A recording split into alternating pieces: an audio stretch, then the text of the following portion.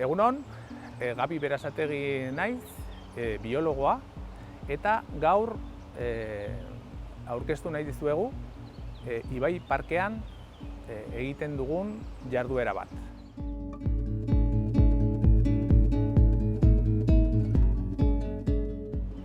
Egiten dugun ikerketa metodologia zientifiko batean oinarrituta dago.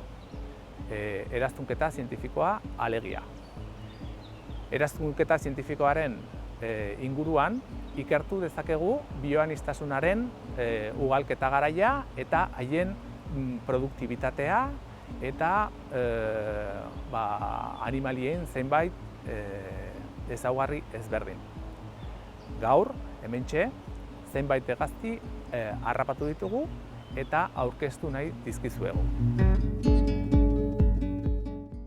Bueno, hementxe, Ibai basoaren barruan gaude. Paratzen ditugu beti leku berdinetan metodologia zientifikoan erabiltzen ditugun sareak. Sare hauek, sare erdi ikustezin hauek, sare japoniarra dira eta beti Nafar gobernuaren baimenarekin bai eduki eta bai paratu behar dira. Hementxe, ale bat, txoritxo bat erori egin zaigu eta esplikatuko dizuegu nola ateratzen ditugu sareetatik minik egin gabe.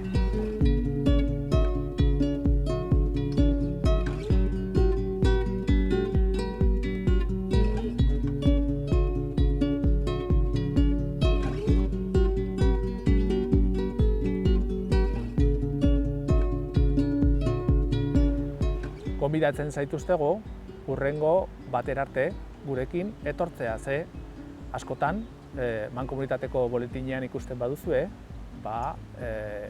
publiko generali zabaldu egiten da.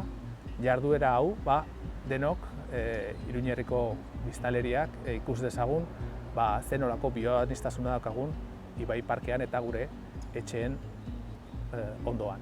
Anima zaitezte ze ondo-ondoan daukaguta. Mila esker arretagatik.